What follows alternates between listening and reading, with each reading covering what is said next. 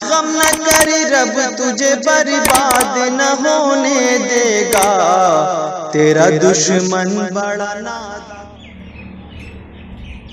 السلام علیکم ورحمۃ اللہ وبرکاتہ۔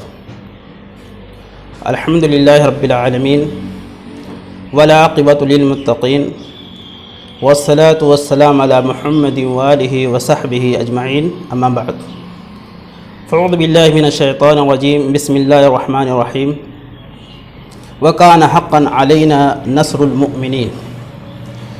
ناظرین اکرام، آج میں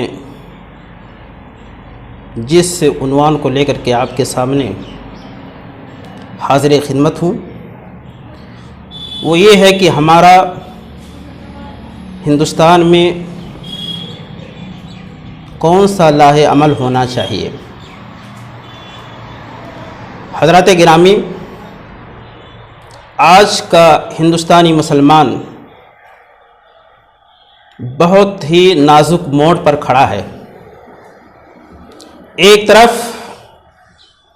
دشمنوں کی سازشیں، دوسری طرف قیادت کا فقدان۔ ایسی حالت میں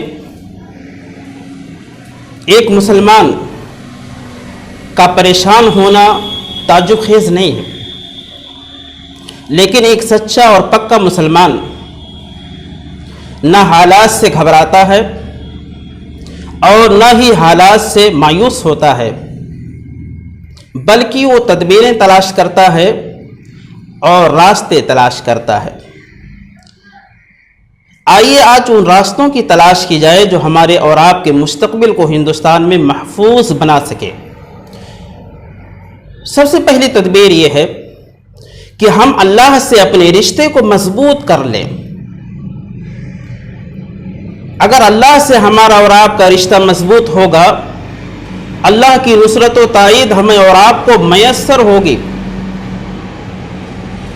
بہت سارے لوگ یہ کہہ سکتے ہیں اور کہتے ہیں کہ ہندوستان کی سرزمین میں مالی اور سیاسی اور تعلیمی سطح پر اگر مسلمان مضبوط ہو جائے تو دشمنوں کا مقابلہ آسان ہے، لیکن میں یہ کہتا ہوں کہ صرف تعلیمی، سیاسی، اقتصادی مضبوطی مسلمانوں کو ہندوستان میں محفوظ نہیں بنا سکتی۔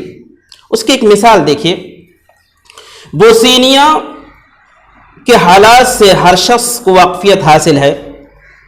وہ یورپ کا ایک بڑا ہی حسین خطہ ہے۔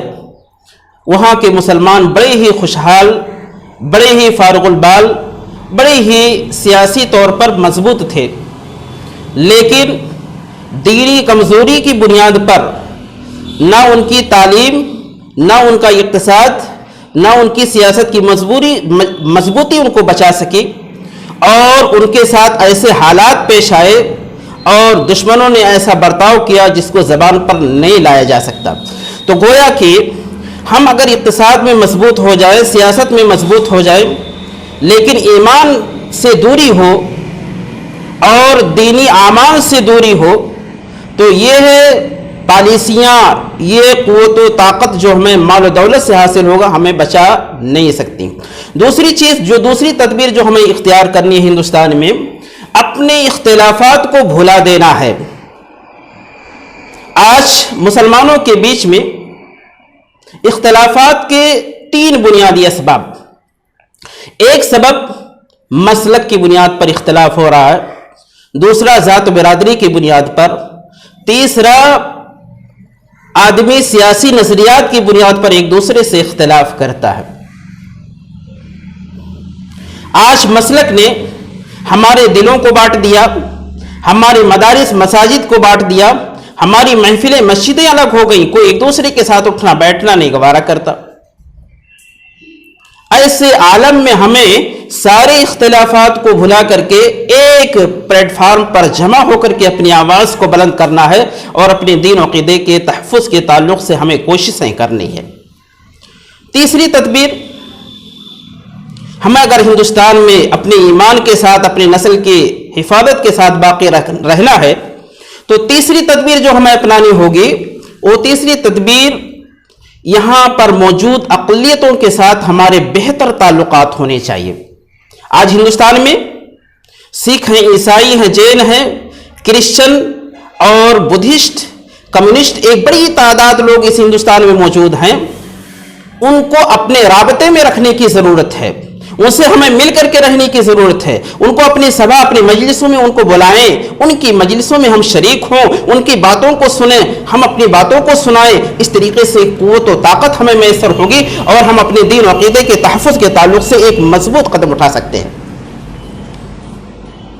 چوتھی چیز، ہمیں اپنا جائزہ لینا ہے۔ آج ہندوستان میں ہم اپنی غلطیوں اور کوتاہیوں کا ٹھیکرا کسی دوسرے کے سر نہیں پھوڑ سکتے، اور یہ کہہ کر کے ہم بچ نہیں سکتے کہ دشمن ایسی چالیں کر رہا ہے، دشمن ایسی سازشیں کر رہا ہے۔ اس کا تو کام ہی ہے سازش کرنا۔ ہمارا کام تحفظ کا ہے، ہمارا کام اس کے مکر و فریب سے بچنے کی تدبیر اختیار کرنا ہے۔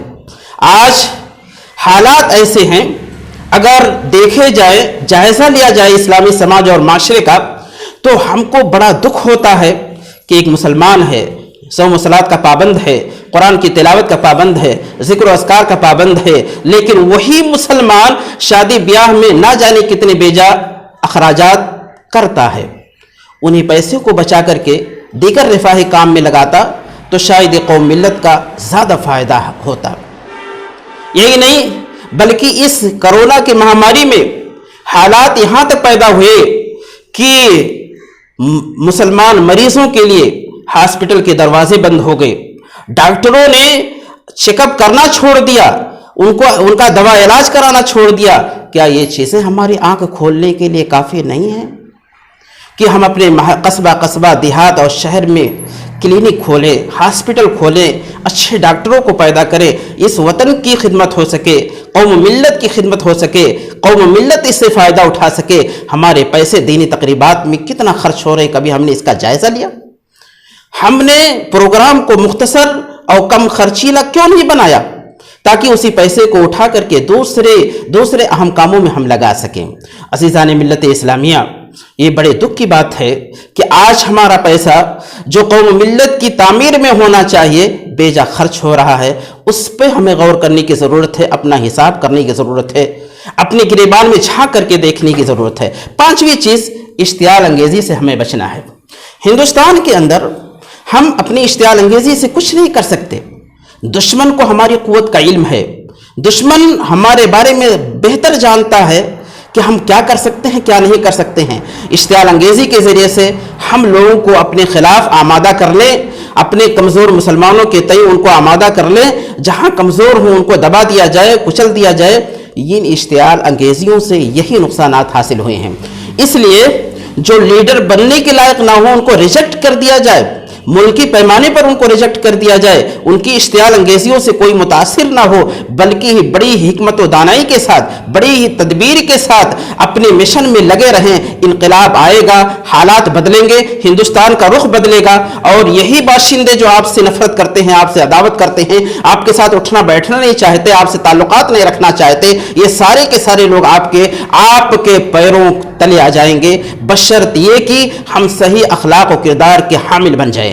عزیزان ملت اسلامیہ، آج حالات بد سے بدتر بنائے جا رہے ہیں۔ ایسی سیاست کی جا رہی ہے جس سیاست کی بنیاد پر انسانی خون پانی سے بھی زیادہ سستا نظر آ رہا ہے۔ ایسے عالم میں ہماری یونٹی کی ضرورت ہے، ہماری اتحاد کی ضرورت ہے، اور ان تدابیر کو اختیار کرنے کی ضرورت ہے جن تدابیر کے ذریعے سے ہم ہندوستان میں اپنے آپ کو اور اپنے آنے والی نسلوں کی ایمان کی حفاظت کر سکیں۔ اگر ہم نے کوششیں نہیں کی، یعنی شہر کے پیمانے پر، قصبے کے پیمانے پر، گاؤں کے پیمانے پر، یہاں تک ملک کے پیمانے پر اگر ہم نے کوششیں اور تدبیریں آج سے نہیں کی تو حالات اس سے بھی برے بن جائیں گے۔ قبل اس کے کہ ہم مٹا دیے جائیں، سارے اختلافات کو مٹا دو۔ قبل اس کے کہ ہم اس دنیا سے، اس ہندوستان سے ختم کر دیے جائیں، ہم آپسی نزاعات کو، آپسی اختلافات کو، آپسی رشاکسی کو ختم کر کے ایک اسٹیج پر آ کر کے ایک آواز ہو کر کے ہم بولیں گے۔ ہماری آواز میں قوت ہوگی اور ہمارے مظلوم بھائیوں کے لیے ہم سہارا، اپنے مظلوم بھائیوں کے لیے ہم سہارا بنیں گے۔ میرے عزیز دوستوں اور ساتھیوں، ناظرین اکرام، حالات بہت برے ہیں. بس اللہ رب العالمین سے دعا ہے کہ رب العالمین مسلمانوں کے اندر وہ بیداری پیدا کرے اور ان کے اسلام کی، ایمان کی، ان کی آنے والی نسلوں کی تو حفاظت فرما. وآخر دعوانا الحمدللہ رب العالمین. السلام علیکم ورحمۃ اللہ وبرکاتہ.